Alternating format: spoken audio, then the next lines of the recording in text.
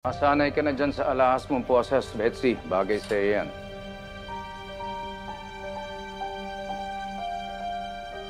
Alam mo kung ako sa'yo, Betsy. I-enjoyin ko na yung kama ko.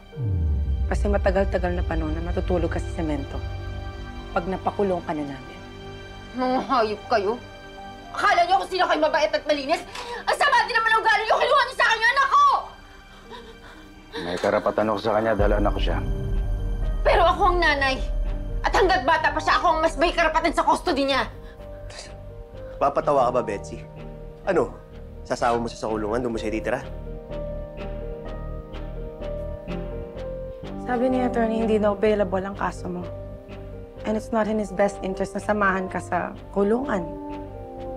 Kaya kay Daddy uuwi si JR. JR? Yan ang pinangalan ko sa kanya. Hindi mo man lang ako kinonsulta. Wala kang karapatang gawin yun.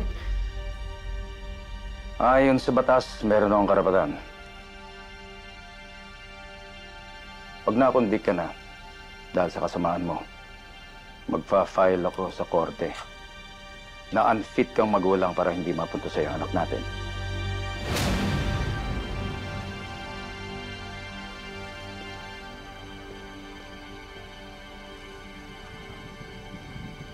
Ngayon, alam mo na kung gaano kasakit maagawan ng pinakamamahal mo.